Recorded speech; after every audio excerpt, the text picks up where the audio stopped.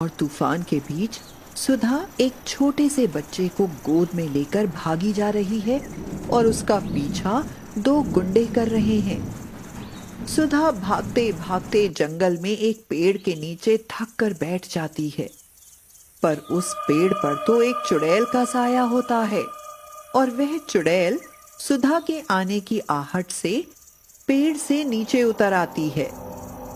आज तो लगता है शिकार खुद शिकारी के पास चलकर आया है। कितने महीनों से भूखी हूँ मैं, आज करूंगी दावत। चुड़ैल जैसे ही सुधा को मारने के लिए आती है, तभी उसकी नजर सुधा की गोद में एक मासूम बच्चे पर पड़ती है। तुझे शर्म नहीं आती? बच्चे को चुराकर भाग रही है। कितना मासूम बच्चा है। इस बच्चे की माँ पर क्या बीतती होगी। इस बच्चे को मुझे दे दे, मैं इसे इसकी माँ के पास छोड़ कर आऊंगी। नहीं नहीं, यह तो मेरा ही बच्चा है। दुर्जन सिंह ने अपने गुंडे मुझे और मेरे बेटे को मारने के लिए मेरे पीछे लगा रखे हैं। वो मेरा पीछा करते हुए बस यहाँ पहुँचने ही वाले होंगे। मेरी तुझसे प्रार्थना है, तू मेरे बच्चे को बचा ले। चाहे मुझे खाकर अपना पेट भर ले, लेकिन मेरे बच्चे को कुछ मत होने देना। अच्छा, कौन है दुर्जन सिंह और तुझे और तेरे बच्चे को क्यों मारना चाहता है? भला उसकी तेरे से क्या दुश्मनी है? रिश्ते में तो वो मेरा देवर लगता है, लेकिन वह बहुत धूर्त आदमी है। उसके बुरे बर्ताव के कारण मेरे ससुर जी ने मरने से पहले उसे प्रॉपर्टी से बेदखल कर दिया था और सारी प्रॉपर्टी उन्होंने मेरे पति के नाम लिख दी थी।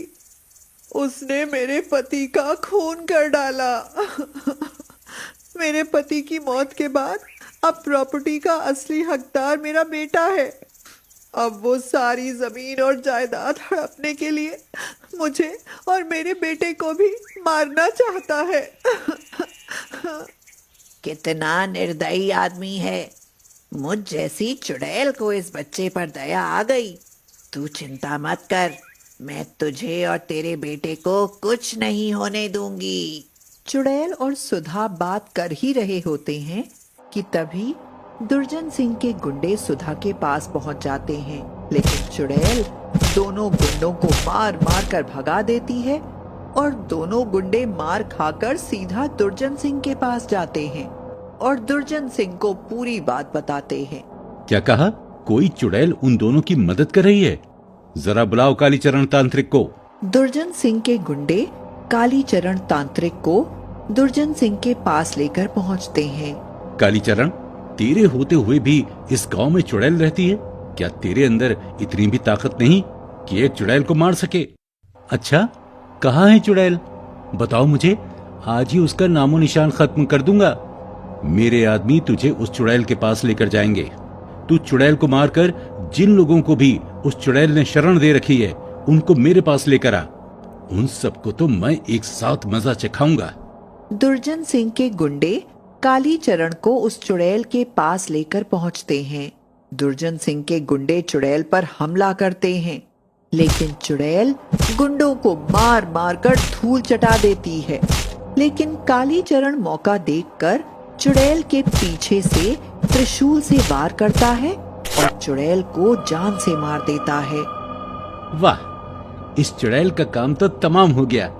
इस चुड़ैल ने जिसको शरण दे रखी है, उसको लेकर चलो दुर्जन सिंह के पास। दुर्जन सिंह के गुंडे पेड़ के आसपास देखते हैं तो उन्हें सुधा का बेटा नजर आता है, पर सुधा कहीं नजर नहीं आती। तो वो सुधा के बेटे को उठाकर जैसे ही चलने लगते हैं, तभी अचानक से दोनों गुंडों पर जोर से मुक्के का वार होता है और वो दोनों जमीन पर गिर जाते हैं और बड़ी जोर जोर से चिल्लाते हैं, चुड़ैल चुड़ैल, कालीचरण, यहाँ एक और चुड़ैल है। कालीचरण जैसे ही चुड़ैल की तरफ त्रिशूल से हमला करने के लिए बढ़ता है, चुड़ैल कालीचरण का त्रिशूल छीनकर कालीचरण को ही मार डालती है और उन दोनों गुंडों में से एक गुंडे को जान से मार देती है। जा, मैं तेरी जान बख्श रही हूँ और जाकर मेरा संदेश दे दे अपने दुर्जन सिंह को कि मेरे रहते हुए मेरे बेटे को कोई नहीं मार सकता। अपनी जान बचाकर भागते भागते वह गुंडा सीधा दुर्जन सिंह के पास पहुंचता है और पूरी बात बताता है। क्या कहा तुमने? एक और चुड़ैल? और वो चुड़ैल कहती है कि उस छोटे से सपोले की वो माँ है और मेरा तांत्रिक दोस्त कालीचरण उस चुड़ैल माँ के हाथों मारा गया। लगता है मुझे ही उस छोटे सपोले और उस चुड़ैल माँ को मौत के घाट उतारना पड़ेगा। उधर चुड़ैल माँ अपने बेटे को गोद में उठाकर रो रही होती है और अपने बेटे से बात कर रही होती है। मेरे बच्चे, मैं तुझे अब अपने पास भी नहीं रख सकती। मैं तुझे क्या खिलाऊंगी, क्या पिलाऊंगी? तेरी जान बचाने के लिए मुझे उस चुड़ैल से शक्ति लेनी पड़ी और खुद चुड़ैल बनना पड़ा। लेकिन इसकी बहुत महंगी कीमत मुझे चुकानी पड़ रही है।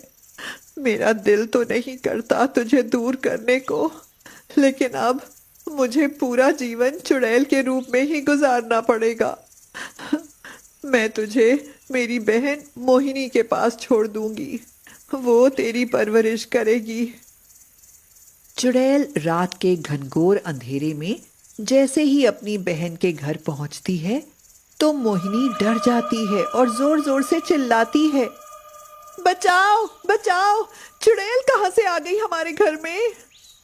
बहन घबरा मत, मैं हूँ तेरी बड़ी बहन सुधा।